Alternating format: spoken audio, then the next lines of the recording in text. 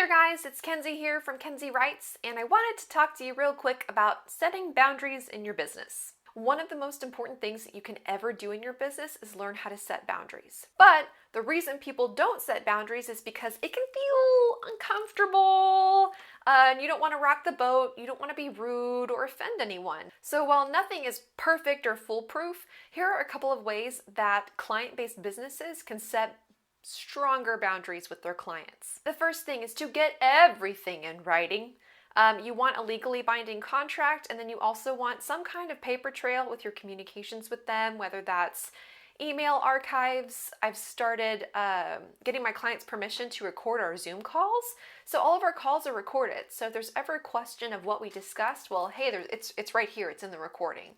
So getting everything in writing is good for everybody, and you should always do that. The second way to set boundaries is to talk about your communication preferences. When I first started my business, I struggled because a lot of my clients wanted to hop on the phone, and they wanted to have these phone discussions about their projects. That's totally fine, but because of my client volume, I was having a hard time doing these meetings and getting my work done. So over time, I realized if I could just talk about communication preferences and expectations up front, it would reduce a lot of those phone calls, and it would just reduce frustration and friction. So for example, every time I onboard a new client, I say, hey, I'm online Monday through Friday, 7 a.m. to 4 p.m. Central Time.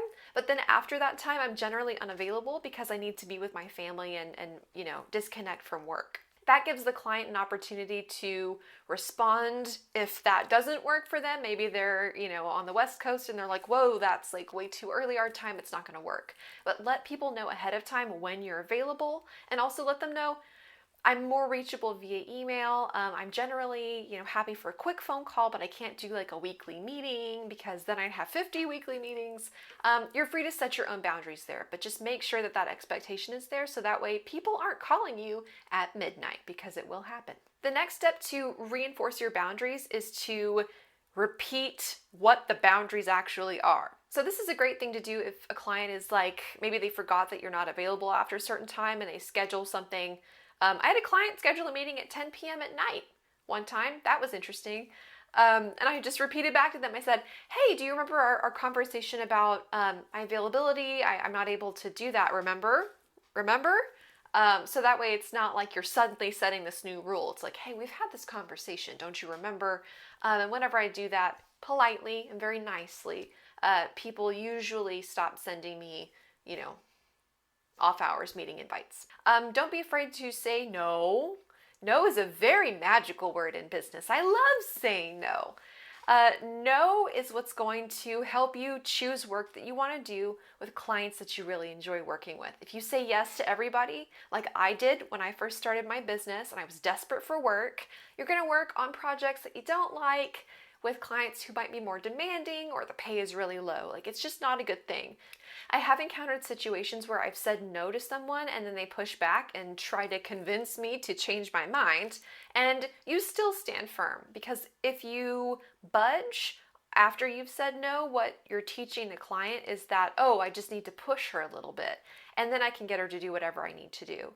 And if you have thoughtfully said no, and then you agreed to it, what are you doing to yourself? That's torture. So you have to stand firm with your no. And here's how you do it. A client asked me if I would be able to do something. So I say, I'm not available to take that project. Best of luck to you. I hope you have success. And they said, oh, but we really want you as the writer. It's not even a hard project. It'll be so fast. And they try to butter you up and all this stuff. And I said no, because the project ethically did not align with my beliefs, and there's no way I would ever do that.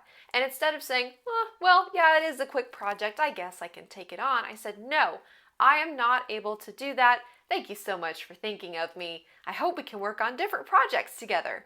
Have a nice day. And just be very nice. And if they continue to push, you don't have to keep replying. This is not an ongoing argument.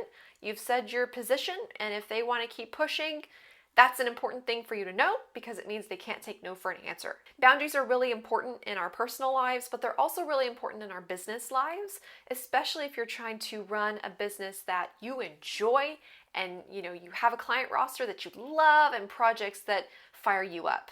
Boundaries are the best way to make that happen. So I challenge you guys this week to try setting a boundary or enforcing a boundary or saying no to something that you know is going to cause you a headache. It's going to suck initially and you're going to feel a little sick, but afterwards, you're going to be a lot happier.